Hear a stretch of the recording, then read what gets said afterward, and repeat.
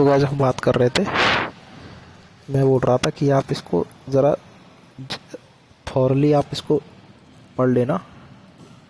ये जो कुछ पॉइंट लिखे हुए हैं ऑब्जेक्टिव में आपसे पूछ सकता है, ये आता भी है अक्सर एग्ज़ाम में। तो अब जो हमारा नेक्स्ट जो पॉइंट है, जो टॉपिक होगा,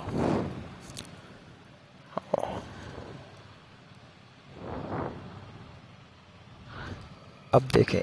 अब एक जो हमारा टॉपिक है वो है provision for overhead in estimation. इसको हालांकि हमने मेरे ख्याल से पहले कर लिया था डिस्कस।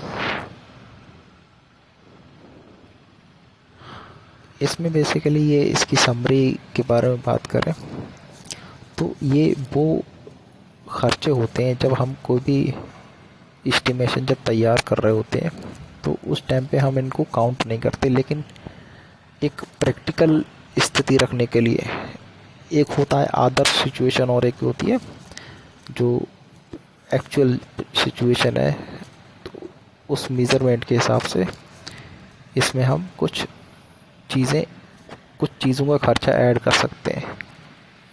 जैसे जो कॉन्टेंजेंसीज़ के बारे में बात करें तो देखें, जब जो छोटे मोटे प्रकार के जो फुटकर वे होता है, इसको भी हम जो कॉस्ट होती है इसको भी हम लेके रखते हैं 30 से 5%। वर्क चार्ज इस्टेब्लिशमेंट, ऐसे ही कुछ मैन पावर ऐसी होती है जो हमेशा मतलब हमें ज़रूरत नहीं होती, लेकिन उस पर्टिकुलर टाइम पे उसकी ज़रूरत होती है, तो इनका भी हम खर्च वहाँ पे ऐड करते हैं। जैसे वेल्डिंग वगैरह हुआ, वेल्डिंग की मशीनरी हुई, वेल्डिंग को लगाने वाले स्किल्ड लेबर हुई, सर्वेयर्स हुए, तो इनका भी हम कॉस्ट उसमें रखते हैं प्रोविज़न में। और जब इनकी अगर हमें अगले प्रोजेक्ट में ज़रूरत होती है कंपनी को, तो इनकी जो सेवाएं हैं उनकी सर्विसेज को कंटिन्यू करती है, वरना इनको पेमेंट करके छटनी कर देते हैं इनकी। तो ये कुछ चीज़ें होती हैं। ऐसे ही टूल्स एंड प्लांट वगैरह के लिए भी हम एक मान के चलते हैं। इसमें जैसे कुछ पॉइंट्स हैं, आपसे ये पॉइंट जो फैक्ट्स के रूप में आपसे पूछ सकता है। जैसे कि देखें, ये हो सकता है कि जैसे जो टूल्स एंड प्लांट हैं उनका कितना अमाउंट आप जो कॉन्टेंजेंसीज हैं उसके लिए लिया जाता है, तो 1 से 1.5%। और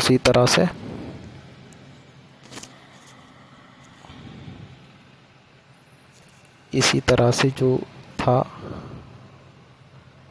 ये जो कॉन्टेंजेंसीज थी ओवरहेड चार्ज के, ये कितनी ली जाती हैं, 3 से 5%।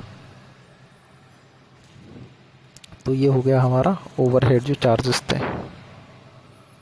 अब देखें अब क्या चीज़ है हमारा,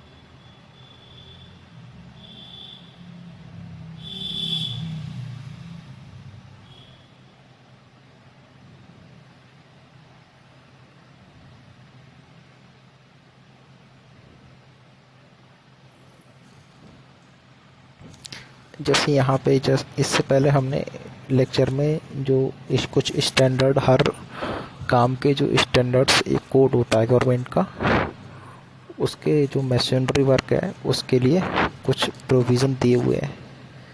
जैसे पहला प्रोविज़न क्या है, मशीनरी वर्क के लिए नींव तथा कुर्सी तक की चिनाई अलग मद में और अधिरचना की चिनाई अलग मद में ली जाती है।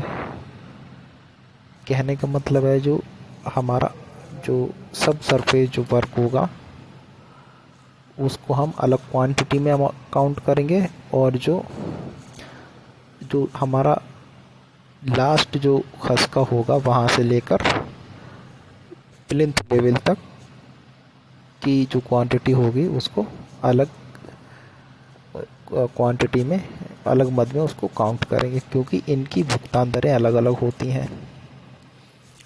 तो ये रीज़न हो गया उसका। अधिरचना में चिनाई कार्य के लिए पाड़ बांधनी पड़ती है। अधिरचना क्या होती है, जैसे हम बेसिकली जो हमारा जो सरफेस से अर्थ के लेवल से ग्राउंड लेवल से जो ऊपर का काम होता है, इसको बोलते हैं हम अधिरचना।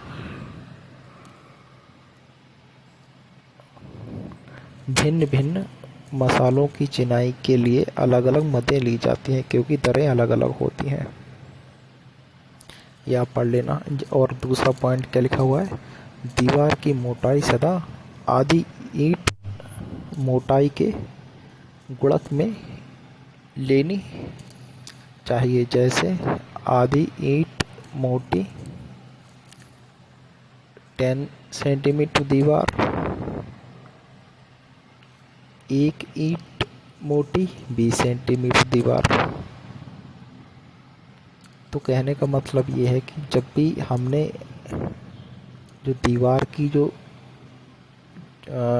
मोटाई लेनी है उसकी आधी ईंट के उसकी गुणांक में होगी, डेप्थ जो रहेगी उसकी। तो आधी ईंट की जो मोटाई होती है वो कितनी होती है, 10 सेंटीमीटर। तो 2 ईंटों की कितनी हो जाएगी ऐसे ही, 20 सेंटीमीटर। और जैसे एक ईंट की जो मोटाई होती है 4 इंच, उसको अगर आप कन्वर्ट करेंगे तो 10 इंच के ही, इस तरह से हम उसकी मोटाई लेते हैं। अब आप जो डिटेल लिखी हुई है इसको आप ये जो फैक्ट्स हैं ये आप इसको ज़रा ध्यान रखिएगा, ऑब्जेक्टिव बना के पूछ सकता है। ये था जो मैसोनरी वर्क है उसके बारे में कुछ स्टैंडर्ड्स जो पॉइंट थे।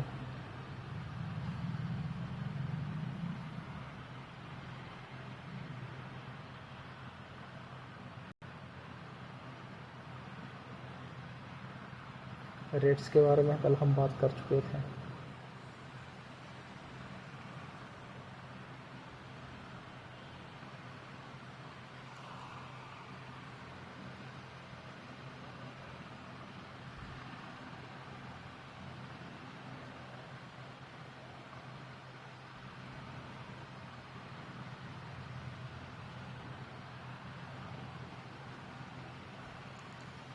अब का जो हमारा जो एक ऑलमोस्ट थ्योरी वाली चीज़ें थी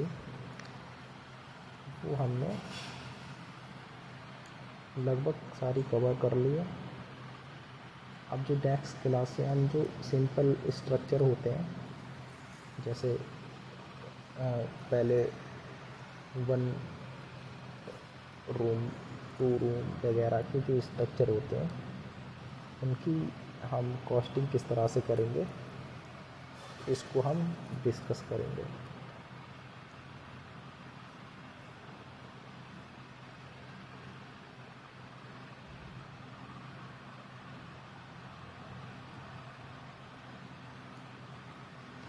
और ये जो पॉइंट्स हैं ये जैसे ये जो ठेकेदार का लाभांश लिखा हुआ है, इससे पहले हम बात कर रहे थे तो ओवरहेड जो चार्जेस होते हैं तो उसमें ये चीज़ें हम शामिल करते हैं कि ठेकेदार का भी लाभ अंश इसमें रहेगा, जो हमारा वर्क इस्टेब्लिशमेंट भी उसमें रहेगा। तो आपकी जो पॉइंट है इनको याद रखिएगा। जैसे कि जो ठेकेदार का लाभांश होगा वो 10% उसका रहेगा, क्योंकि वो ऐसे ही तो काम को करेगा नहीं।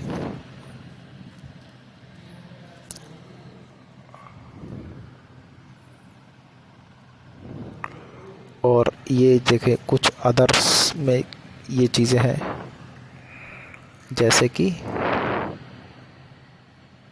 जो सर्वेक्षण है उसका 1/2% उसका, और जो अगर पुराना स्ट्रक्चर उस साइट पे खड़ा हुआ है तो कितना लिया जाएगा, आप इसको रीड कर लीजिएगा, ये फैक्ट्स बना के आपसे पूछ सकता है। भूमि अगर हम अधिग्रहण कर रहे हैं उसको, तो कितना उसका अमाउंट उसको हम फिक्स किया हुआ है उस टोटल राशि का लगभग 5% के हिसाब से। ये कुछ पॉइंट्स हैं।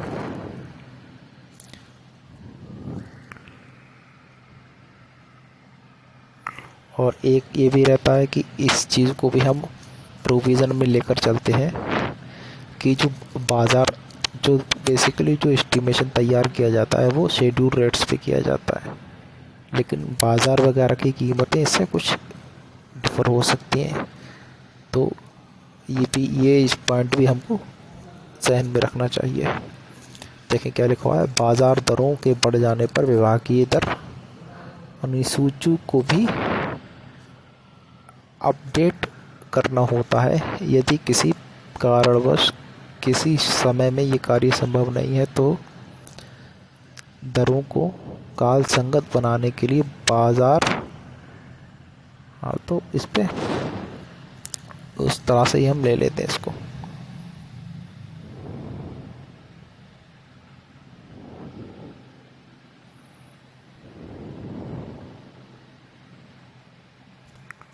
तो गाइस आज की क्लास में इतना ही।